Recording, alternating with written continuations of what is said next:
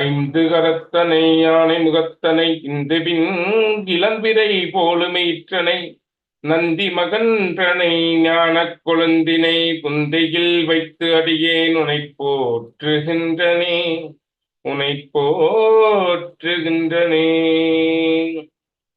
எல்லாம் அல்லார் மிக வடிவுடைய நாயகர் நமது பாண்டி பொன்முனிநாதர் திருவடிகளையும் எல்லாம் அல்ல சிவகாமி என்பது நமது கூத்த பெருமானுடைய திருவடிகளையும் மனமொழி மெயிலால் வணங்குகின்றேன். இதுவரை யாரெல்லாம் எனக்கு ஜோதிடம் கற்றுக் கொடுத்தார்களோ அனைத்து குருமாருடைய திருவடிகளையும் என்னை இந்த உலகத்துக்கு அறிமுகப்படுத்திய பொட்டுகளுக்கும் மனங்களுக்கும் குருநாதர் சுந்தரஜை அவருடைய திருவடிகளையும் மனங்களை செல்வால் வணங்குகின்றேன்.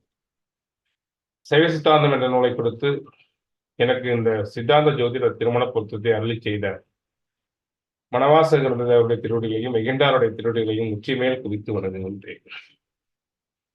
பாண்டி குருமணிநாதர் அடிமை அஸ்ட்ரோ சதீஷ்குமார் யூடியூப் சேனல் நண்பர்கள் அனைவருக்கும் அடியேனின் பணிவான வணக்கங்கள். நண்பர்களே, இன்னைக்கு பார்க்க போறது திருமண பொருத்தம்.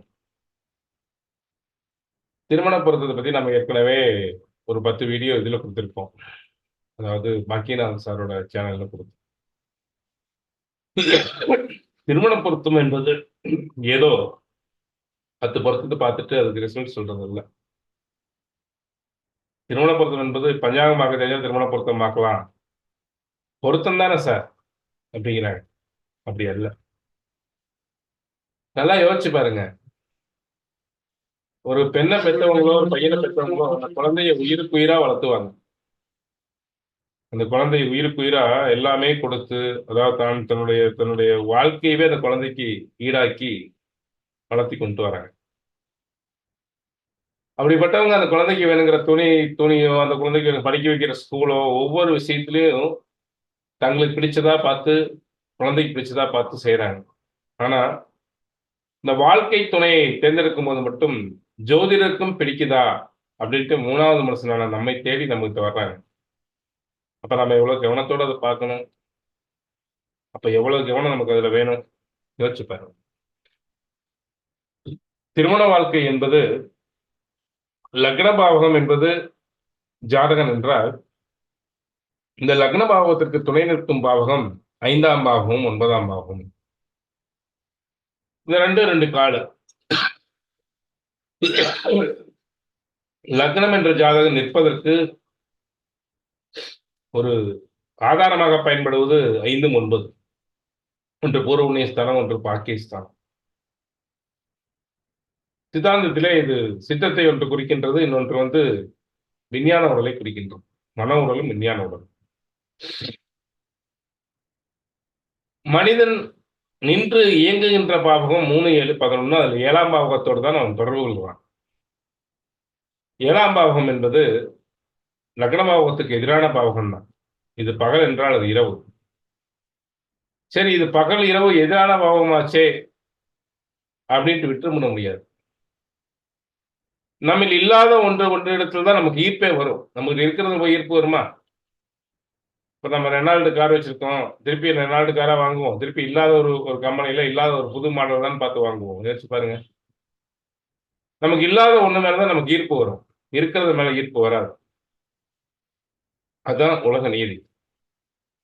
அதுபோல தன்னில் இல்லாத பெண்மையை கண்டு ஆண் மயங்குகிறான், தன்னில் இல்லாத ஆண்மையை கண்டு பெண் மயங்குகிறான்.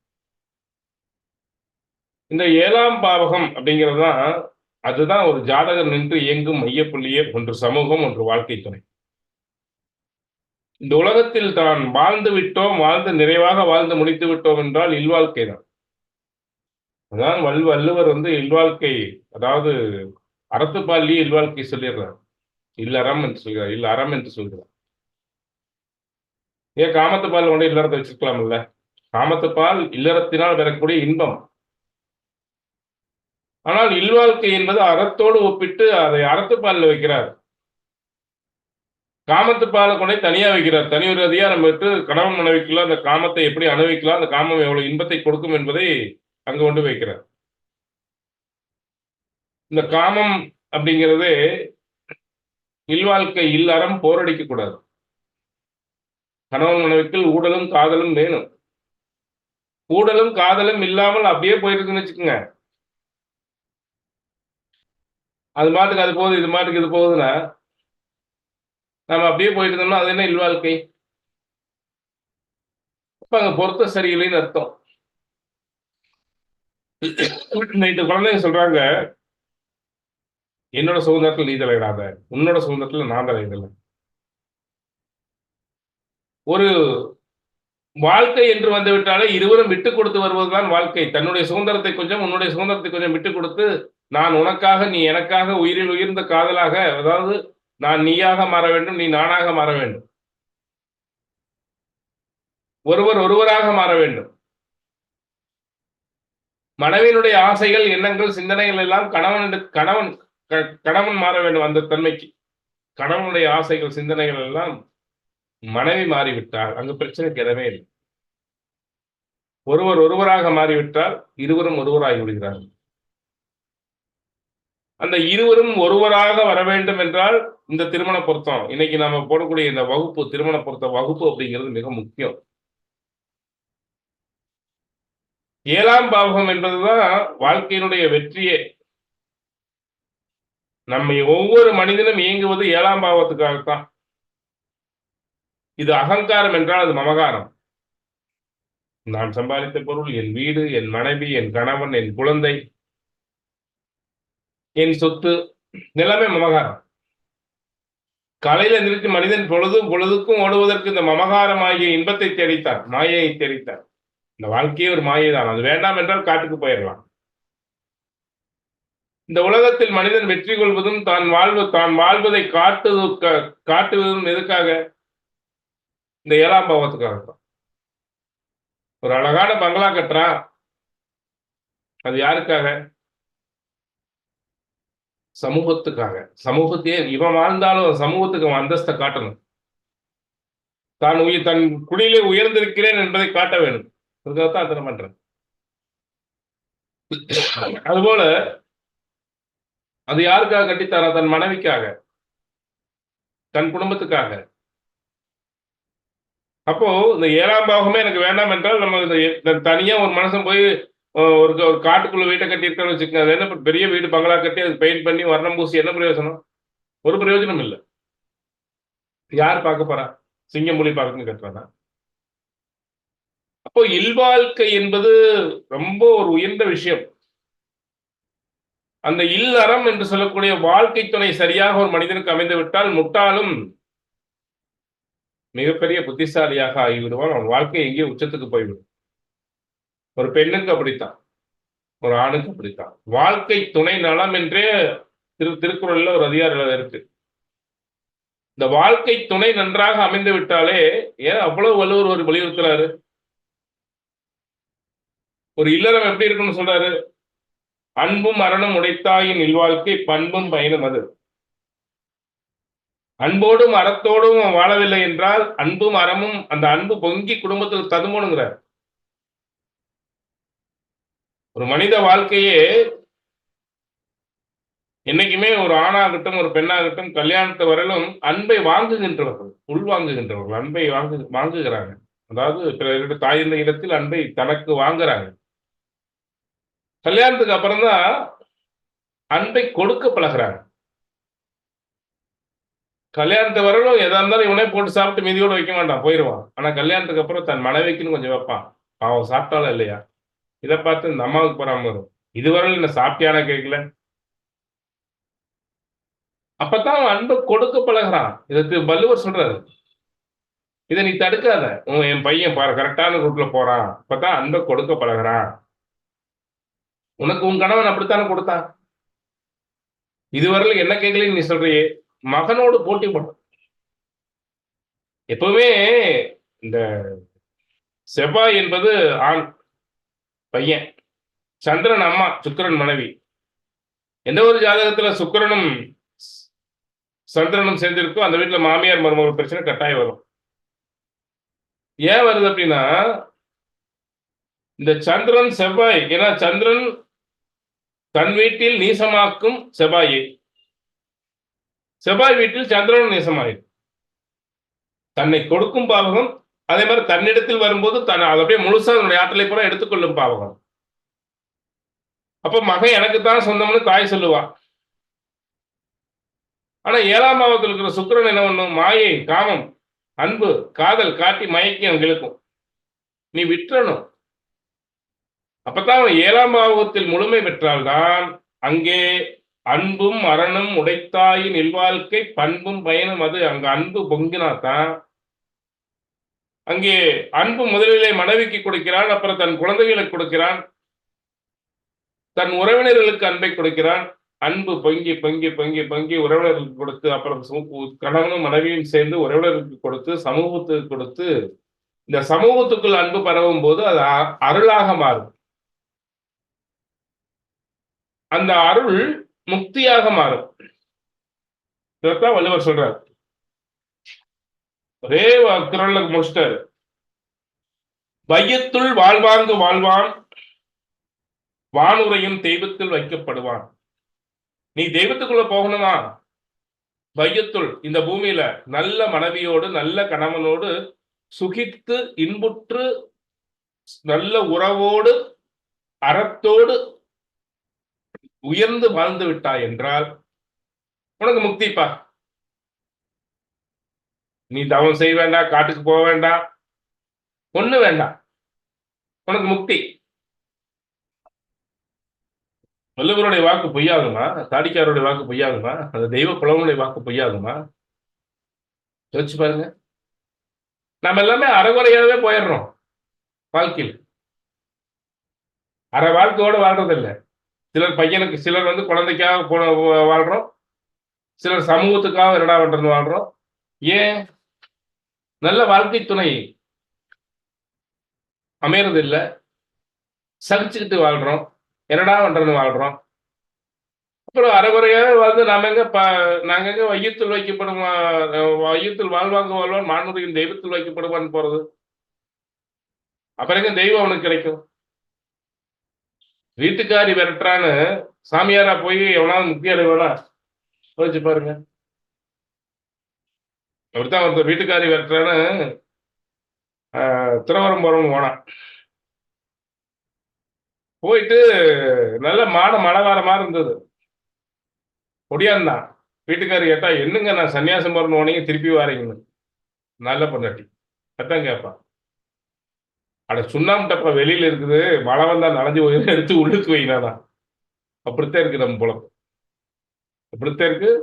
வையத்தில் வாழ்வாங்கு வாழாதவன் தெய்வத்தை தேடி போனான். அப்படித்தான் இருக்கு புலம். அப்போ திருமண பொருத்தம் என்பது மிக முக்கியம். 7ஆம் பாவம் அவுட்னா எவ்வளவு பெரிய மனிதனும் விழுந்து விடுவான். இப்ப இதில் மிக முக்கியம் என்பது பாவகங்கள் ரீதியான பொருத்தம்.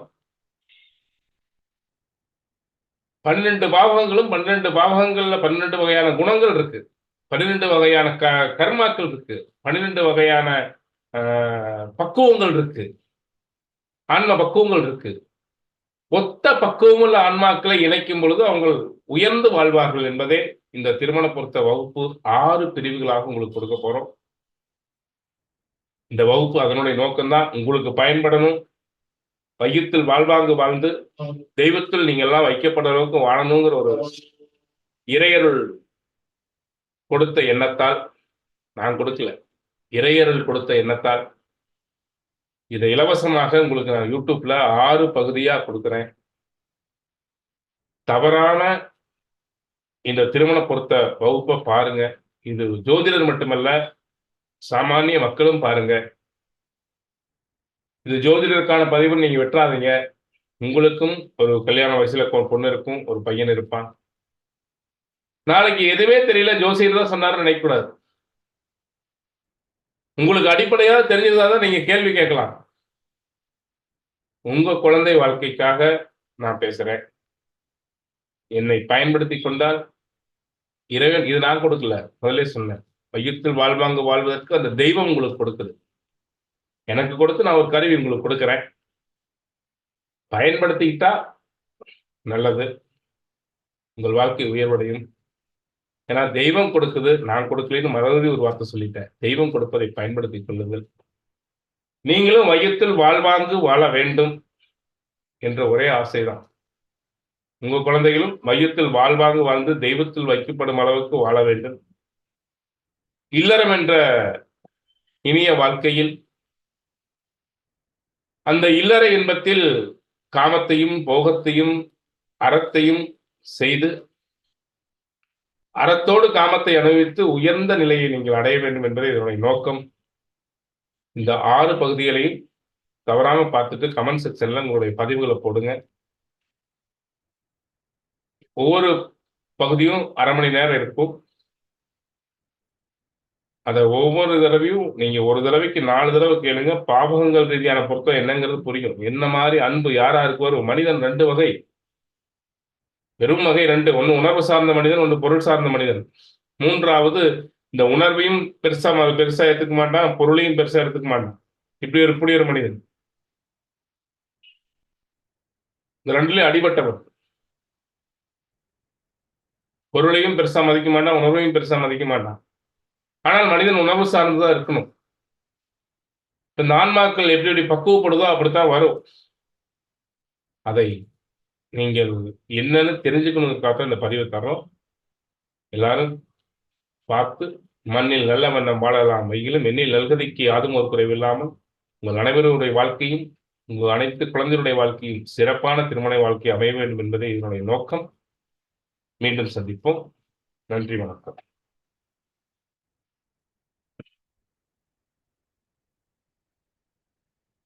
மூன்றாம் பாவகம் என்பது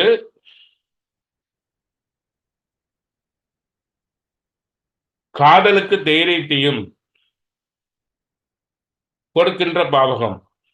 வீட்டை விட்டு வெளியேற வைக்கும் பாவகம். இது 5ஆம் பாவகத்திற்கு 11ஆம் பாவகமாக வருவதால், சார் இங்க காதல்ங்கிறது நீங்க காதலை எடுத்துக்கங்க, அன்பை எடுத்துக்கங்க. கணவன் மனைவிக்குள்ளே அன்பு இருக்கணும். திருமண பொருத்தத்துக்கு நீங்க இது எப்படி எடுத்துக்கணும்னா, காதல் திருமணம் மட்டும் எடுத்துக்கூடாது சார். காதல் இல்லைன்னா அரேஞ்ச் மேரேஜ்லயும் ஒண்ணும் இல்லை, லவ் மேரேஜ்லயும் ஒண்ணும் இல்லை. இது நீங்க புரிஞ்சுக்கணும் சார். ஒண்ணு புரிஞ்சுக்கங்க சார். காதலிக்கிறவன் முதல்ல காதலை பண்ணிட்டு அப்புறம் கல்யாணம் பண்ணிக்கிறான். கல்யாணம் பண்ணிக்கிறவன் கல்யாணத்தை பண்ணிட்டு காதலிக்கிறான். ரெண்டும் ஒண்ணுதான். உண்மை சார், உண்மை சார். காதல் இருக்கணும். காதல் இல்லைன்னா வாழ்க்கை இல்லை. அப்ப அந்த காதல் கணவன் மனைவிக்குள்ள ஒண்ணு லவ் மேரேஜிலும் கல்யாணத்தை பண்ணிட்டு காதலிக்கிறான், அதுல காதலிச்சுட்டு கல்யாணம் பண்ணிக்கிறான். அவ்வளவுதான் வித்தியாசம். இங்க காதல்ங்கிற நான் போடுற விஷயத்த நீங்க காதல் திருமணத்துக்கு மட்டும்தான் எடுத்துக்கூடாது, அரேஞ்ச் மேரேஜுக்கு எடுத்துக்கணும்.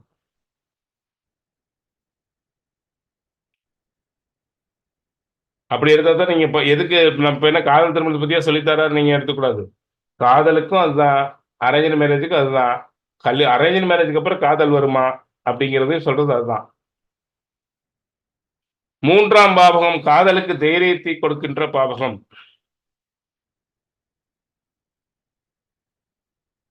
வீட்டை விட்டு வெளியேற வைக்கும் பாவகம். சார் இது வீட்டை விட்டு வெளியேற வைக்கும் பாவம் தானே. அப்ப காதலிக்கிறவன் தானே விட்டுட்டு ஓடுவான். கல்யாணம் பண்ணிக்கிட்டு எதுக்கு விட்டுட்டு ஓடுறான்னா, இங்க 2 விஷயத்துல பலன் எப்படி கொண்டு தெரிஞ்சிங்கன்னா, காதலிக்கும் போது காதலுக்கு குடும்பம் அங்கீகாரம் தராவிட்டால் காதலியை கைவிடாமல், காதலனை கைவிடாமல் வீட்டை விட்டு வெளியேற வைக்கும். அரேஞ்ச் மேரேஜ்ல கல்யாணம் பண்ணிக்கிறதுக்கு அப்புறம் தன்னுடைய வாழ்க்கை துணைக்கு ஏதாவது பிரச்சனை என்றால், அது பெண்ணா இருந்தாலும் ஆணா இருந்தாலும் தன் குடும்பத்தை தூக்கி போட்டுட்டு வெளியே வந்துடும். சார் இது 7ஆம் பாவத்துக்கு 9ஆம் பாவமா வருதுனாலயா சார்? ஆமா சார், நான் அதை போட்டுக்கிற பாருங்க சார். 3ஆம் என்பது காதலுக்கு தைரியத்தை கொடுக்கின்ற பாவகம், வீட்டை விட்டு வெளியேற வைக்கும் பாவகம். 5ஆம் பாவகத்திற்கு 11ஆம் பாவகம். 5ஆம் பாவகத்தினுடைய ஆசைகளை நிறைவேற்றிக் கொள்ளும் பாவகம், காதலை நிறைவேற்றிக் கொள்ளும் பாவகம். 5ஆம் பாவகத்திற்கு 11ஆம் பாவகம். புரியுதா சார்? சார் சார் இங்க நான் அந்த ஸ்லைடு தெரியுதா சார்? கோடை போட்டு பாருங்க. சரி சார், சரி சார், சரி சார். 5ஆம் பாவகத்துக்கு 11ஆம் பாவகம்.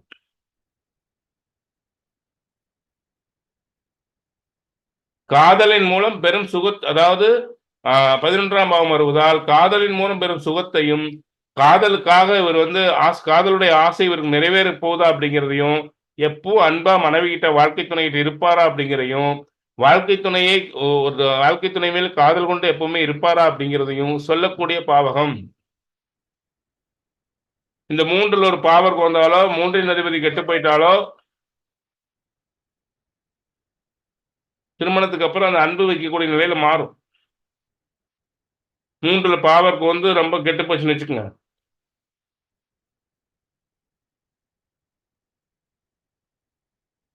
3ல பாவர் கோரலாம், நட்பு பெற்று கோரலாம், ராகு போய் கோரலாம், நட்பு பெற்று கோரலாம், போகத்தை அள்ளி கொடுப்பாரு. சனி நட்பு பெற்று கோரலாம்.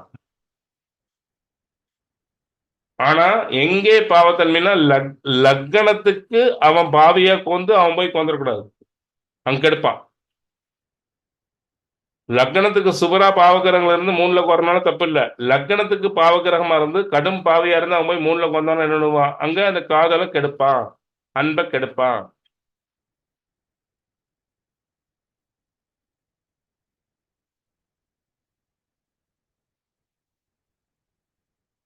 இப்ப மூன்றாம் ஐயா மூன்றாம் மூன்றாம் இடம் ஒருவருக்கு நல்லா இருந்தாதான் கல்யாணத்துக்கு அப்புறம் காதல் தொடரும்.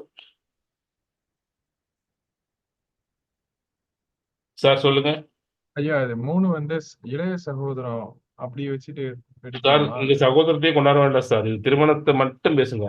நம்ம ஒரு பாவத்தை மட்டும் எடுத்துக்கிட்டு திருமணம் வந்து மட்டும் பேசுறேன். சகோதர ஸ்தானம் தான். சகோதர ஸ்தானத்தை நீங்க இதுக்குள்ள எடுத்துற வேண்டாம். நீங்க அதை போனீங்கன்னா குழம்பிடும். திருமணத்தை மட்டும் எடுத்துட்டு பேசுங்க. திருமணத்துக்கு மட்டும் இது எப்படி எப்படி வேலை செய்யும்னு சொல்லிட்டாங்க. Okay okay. 3ஆம் பாவகத்தில் ஒரு பாவகிரகம் சேர்ந்தாலோ, 3இன் அதிபதி ரொம்ப கெட்டு போயிட்டாலோ, 3இன் அதிபதி அதிகம் பாதிக்கப்பட்டாலோ,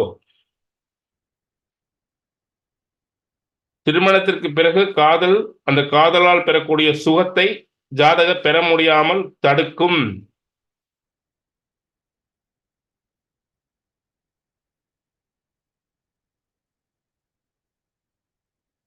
காதலிக்கும் போது இன்னைக்கு பேசினாரு. நிறைய சினிமாவுக்கெல்லாம் கூட்டிட்டு கல்யாணம் முடிஞ்ச உடனே என்ன சொல்றது, சினிமா போஸ்டர் கூட காட்ட மாட்டேங்கிறாரு அப்படிங்கிற மாதிரி இருக்கும்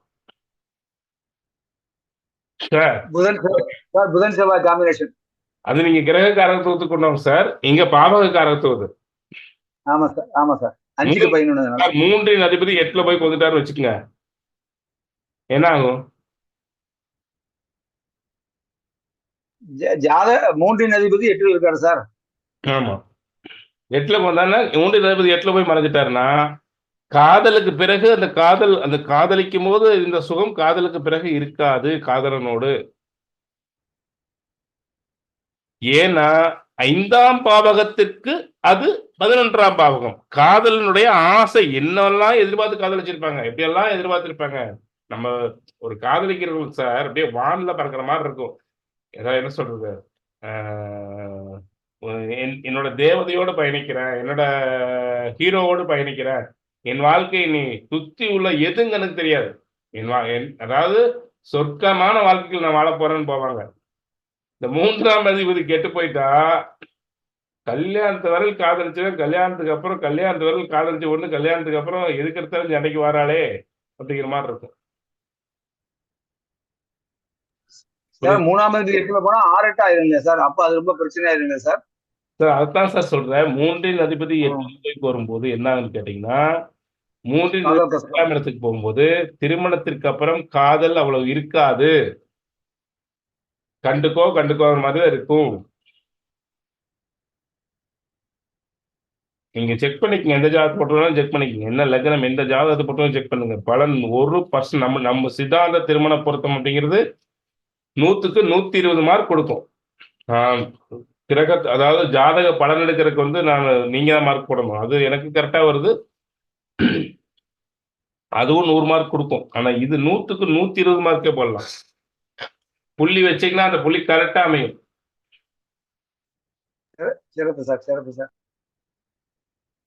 இன்னைக்கு பாவங்களை மட்டும் சும்மா ஒரு நான் திருமண பொருத்தம் எடுத்ததுல சும்மா அதுல இருந்து ஒரு கேக் துண்டு வெட்டி தரேன், அவ்வளவுதான். திருமண பொருத்தத்துல இன்னைக்கு அதுல நான் எடுத்ததுல ஒரு கேக்கு துண்டு மட்டும் தான் வெட்டி உங்களுக்கு தரேன். அதுவே எவ்வளவு இனிக்குதுன்னு மட்டும் பாருங்க. 3ஆம் பாவகம் கெட்டு போயிட்டா இதை கொடுக்கும். 2வது 7ஆம் பாவகத்திற்கு 9ஆம் பாவகம், அது 7ஆம் பாவகத்திற்கு 9ஆம் பாவகம் என்பதால் திருமணத்தின் மூலம் வரும் பாக்கியங்களை குறிக்கின்றது.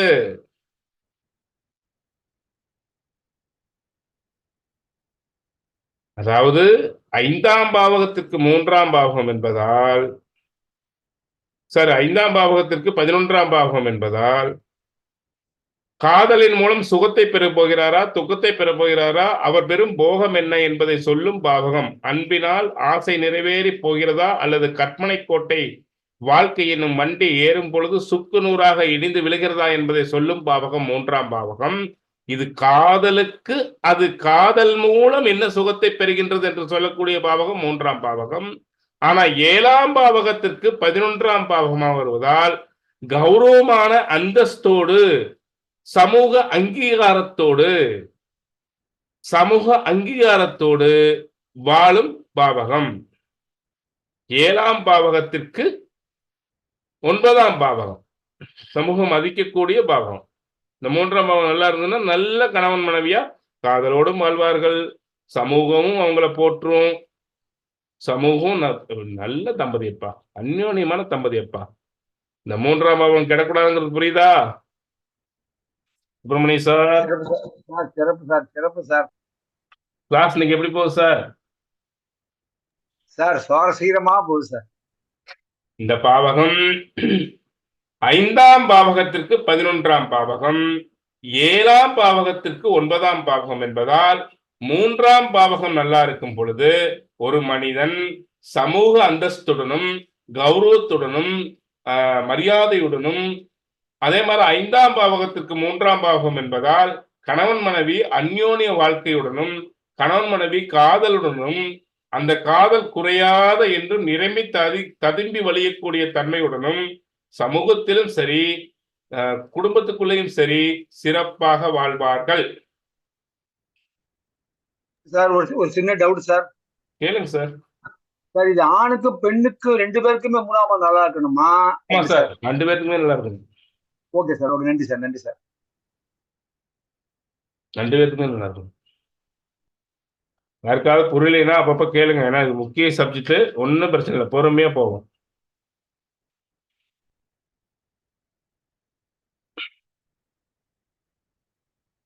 சசி புரியுதாமா?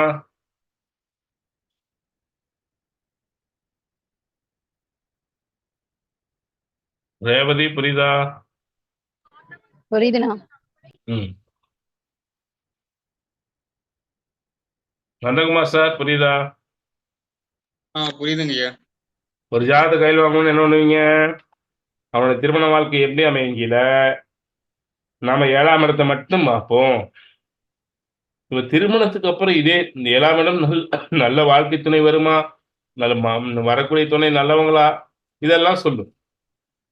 அதாவது இந்த லக்னமான ஜாதகன் 7ஆம் இடத்துக்கு 7ஆம் இடம் வாழ்க்கை துணை பெறுவதற்கு தகுதியானவனா, அவனுக்கு வாழ்க்கை துணை மூலம் சிறப்பு கிடைக்குமா, நல்ல வாழ்க்கை துணை அமையுமா என்பதை மட்டும்தான் சொல்லும் 7ஆம் பாவகம். 7ஆம் பாவகம் நல்லவளா வாழ்க்கை துணையால் பிரச்சனை இல்லையா, அந்த வரக்கூடிய வாழ்க்கை துணை அந்த வாழ்க்கை துணை நல்லவங்களா அப்படிங்கிறத மட்டும் சொல்லும். இப்ப 7 கூட 6ல போய் வந்தானே என்ன சொல்லணும்? திருமண அங்கீகாரத்தை மறுக்கும் பாவகம் அது. 7 கூட 6ல வந்தா திருமணம் இல்லாம லிவிங் டுகெதர் வாழ்க்கை ஒரு உறவு தேடுனா அவனுக்கு நல்ல நல்ல நல்ல பிள்ளையா கிடைக்கும், இல்ல நல்ல பையனா கிடைக்கும். ஆனா 7 அதிபதி 6ல வரும் பொழுது திருமண வாழ்க்கைக்கு அவன் உச்சிதமான சாதகம் அல்ல. திருமண வாழ்க்கையில அவனுக்கு பிரச்சனையை கொடுக்க போகின்றது. கல்யாணம் பண்ணக்கூடிய நெகட்டிவா வரப்போறா, இவனுக்கு துன்பத்தை கொடுக்க போறா, அவன் கெட்டவளா வரப்போறா, அவன் கெட்டவனாக வரப்போகிறான் என்று அர்த்தம். ஆனால் திருமணத்துக்கு பிறகு 7ஆம் பாவகம் நல்லா இருந்துருச்சு, சந்தோஷம் குறையாம இந்த வண்டி ஓடுமா அப்படின்னா 3ஆம் பாவகம் நல்லா இருக்கணும். கௌரவமான வாழ்க்கை வாழ்வாங்களானா 3ஆம் பாவகம் நல்லா இருக்கணும். எங்க முடிச்சு போறது பாருங்க. இன்னைக்கு நான் கொடுக்கறது 100 சார் ஒரு கேக் துண்டு மட்டும்தான். இந்த ஒரு கேக் துண்டுக்கே நீங்க இவ்வளவு பாக்குறப்பா சார் 100 சார் கடைசியா கேட்க போறாரு. ஒரே ஒரு துண்டு அதுல, அதாவது கிட்டத்தட்ட 397 பக்கம் ஸ்லைடு எடுத்திருக்கிறேன் திருமண பொருத்தத்துக்கு. இந்த 397 ஸ்லைடுல ஒரு துண்டு மட்டும் தான் தரப்போறேன். இன்னும் 200 ஸ்லைடு தனியா இருக்குது. மொத்தம் 500 ஸ்லைடு. அதுல அதுல வந்து உங்களுக்கு இந்த ஒரு கேக் துண்டு தான் கொடுக்க போறேன். அதுவே இன்னைக்கு நீ இவ்வளவு பார்க்கணுமா சார்ன்னு சொல்ல போறீங்க. இப்ப இந்த பாவகங்கள்ல நல்லா அமைஞ்சாதான் அவன் வாழ்க்கையில் திருமணத்தின் மூலம், காதலின் மூலம் வெற்றி பெற போறான்னு அர்த்தம். இது புரிஞ்சிருக்குன்னு நினைக்கிறேன். அடுத்தது போவோம். 4ஆம் பாவகம். 4ஆம் பாவகம் ஒரு தனிமனித சுகத்தையும் தனிமனித ஒழுக்கத்தையும் குறிக்கின்ற பாவகம். வாழ்க்கை துணையின் கர்மாவை சொல்லும் பாவகம். இந்த 4ஆம் பாவகாதிபதி போய் 8ல மறைஞ்சிட்டான், அது ஒன்றும் பிரச்சனை இல்லை விடுங்க. 4ஆம் பாவகாதிபதி வந்து 8ல மறைஞ்சனால வந்து ஒன்றும் பிரச்சனை இல்லை. 8ல மறைஞ்சாலும் அவங்க ஒழுக்கக்கேடா இருப்பாங்களா சொல்ல தேவையில்லை. 4ஆம் பாவகாதிபதி வந்து அதை நீங்க எடுத்துக்க வேண்டாம். 4ஆம் பாவகத்துல என்ன கிரகங்கள் இருக்குதுங்கிறது மட்டும் எடுத்துக்கணும். 4ஆம் பாவகாதிபதி நல்லா இருக்கும்போது பலம் அதிகம். 8ல ஒரு கிரகம் நட்பு பெற்று நல்லா 8ல ஒரு கிரகம் நட்பு பெற்று அதோட சுபகிரகங்கள் சேர்ந்துச்சுன்னா அது ஒன்றும் கெட்டு போயிடுச்சுன்னு சொல்ல முடியாது. அதனுடைய பலனை ஒரு பாதியாவது கொடுக்கும். அது ஜாதகருக்கு கொடுக்காட்டி கூட வாழ்க்கை துணைக்கு கொடுத்துரும். ஆனா என்ன ஜாதகருடைய லக்கணத்துக்கு தான் அது 8ல போய் மறையுது. வாழ்க்கை துணைக்கு 8ல மறையல. 7ஆம் பாவத்துக்கு அது 10ஆம் பாவமா வந்துருது. புரியுதுங்களா? அப்ப நீங்க அதை எடுத்துக்க தேவையில்லை. ஆனா 4ஆம் பாவகத்தில் நாங்க போட்டே இருப்பேன். சனி ராகு 4ஆம் பாவகத்தில் போன்றதுன்னு வச்சுக்கோங்க. 4ஆம் பாவகத்தில் தீக்கோள்கள் போய் கூடி நின்றால் மியூட் போடலையே. நீங்க போட்டுக்கிறீங்க சார், யாரோ போடுங்க எடுத்துட்டாங்க.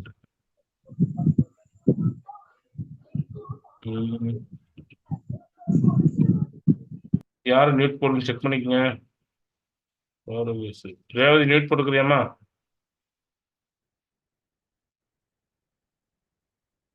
நாலாம் பாவகம் என்பது சனி ராகு சேர்க்கக்கூடாது. 4ஆம் பாவகம் தனிமனித சுகத்தையும் தனிமனித ஒழுக்கத்தையும் குறிக்கும் பாவகம்.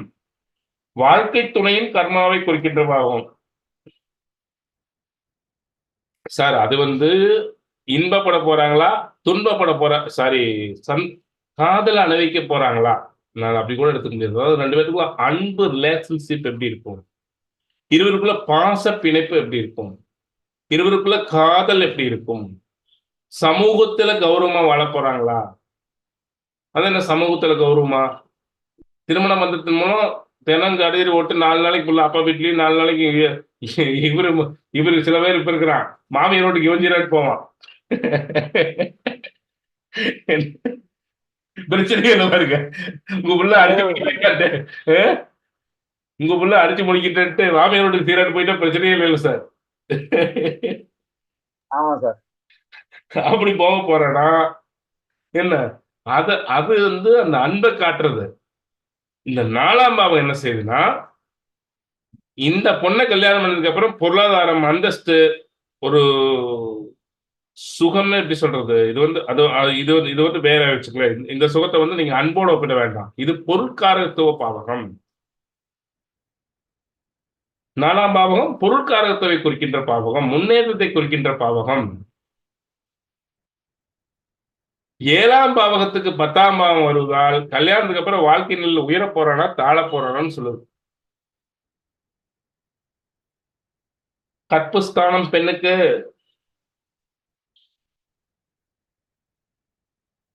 ஆணுக்கும் கற்பு ஸ்தானம். பெண்ணுக்கு தான் கற்பு இருக்குதா? ஆணுக்கு கற்பு இல்லையா? இருக்குது.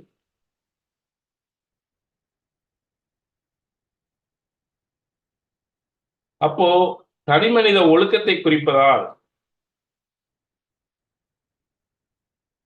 நல்ல பையன், நல்லா பாத்துக்குவாரு, நல்ல பாசமா தான் இருப்பாரு, நல்ல அன்பா தான் இருக்காரு, நல்லா சம்பாரிச்சும் போறாரு. ஆனா என்ன 6 மணிக்கு மேல போட்டோ அடிச்சிட்டாருன்னா எங்க வண்டி உளுந்து கிடக்குன்னு சொல்ல முடியாது. முதல்ல தெளிஞ்சு எந்திரிச்சு வீட்டுக்கு வந்துருவாரு. ஆச்சுங்களா? வேற எல்லாம் ஒண்ணும் இல்லை சார். இவ்வளவுதான் பழக்கம், இவ்வளவுதான். இது ஒரு படத்துல சொல்ற மாதிரி எப்பெல்லாம் சிகரெட் குடிப்பாருன்னா எப்பெல்லாம் தண்ணி ஓடுறாரோ அப்பெல்லாம் குடிப்பாரு. ஆனா நல்லவர் சார். நல்லவர் சார், அன்பாதான் பாத்துக்கிறாரு சார். இந்த பொண்ணு எப்படி நிம்மதியா இருக்க முடியும்? என்னதான் அன்பா இருந்தாலும், என்னதான் பாசமா இருந்தாலும், தனி மனித ஒழுக்கம் கொஞ்சம் வேணுமல்லவா? இந்த 4ஆம் இடம் என்பது தனி மனித ஒழுக்கத்தை குறிக்கின்ற பாவம் என்பதால் இதுதான் வாழ்க்கை துணையினுடைய கர்மஸ்தானம். இந்த 4ஆம் இடம் நல்லா இருந்துச்சா இவர் கர்மா நல்லா இருக்குன்னு அர்த்தம், இல்லைன்னா எனக்கு இவர் கர்மா கெட்டு போச்சுன்னு அர்த்தம், இல்ல இந்த பொண்ணு கர்மா கெட்டு போச்சுன்னு அர்த்தம். கல்யாணம் பண்ணதுக்கு அப்புறம் ரொம்ப துன்பத்தை அனுபவிக்க போகுதா இல்ல இன்பத்தை அனுபவிக்க போகுதான்னு சொல்றது.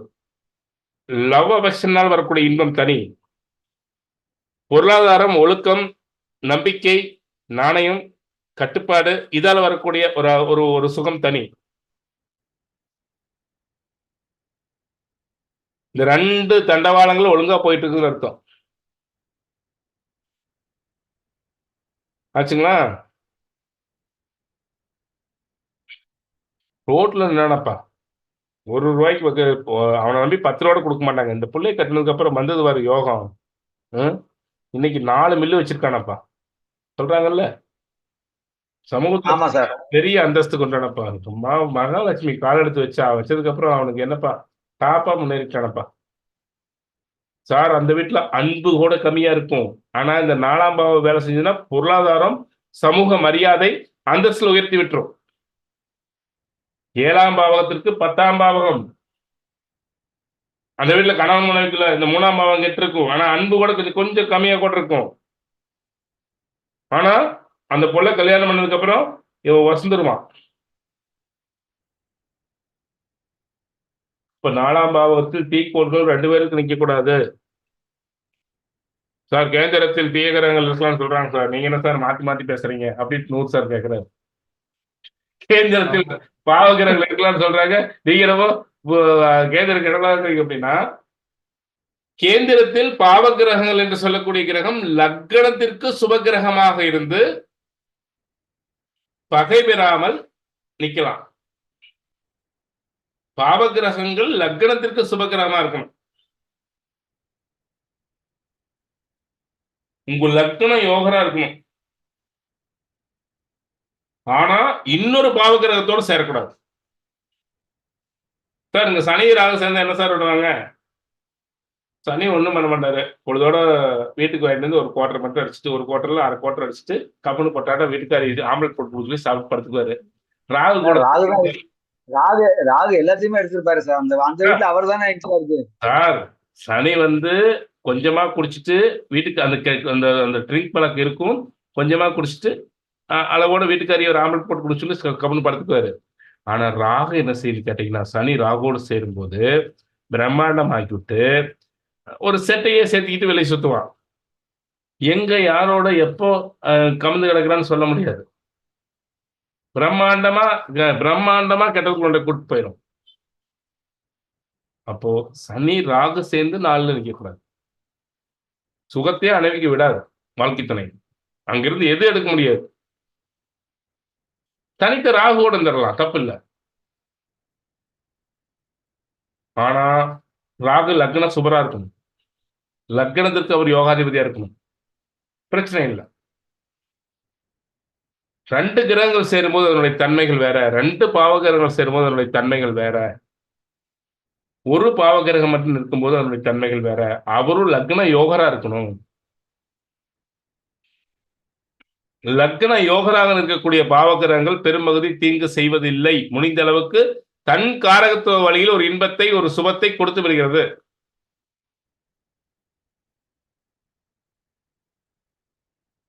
புரியுதா சார்? சுப்பிரமணிய சார். சிறப்பு சார். லக்ன யோகரா இருந்து அவர் பாவியா இருந்தாலும் பரவாயில்ல. அவர் இயற்கை பாவியா இருந்தா பிரச்சனை இல்லை.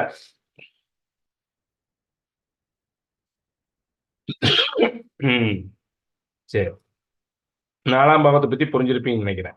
அடுத்து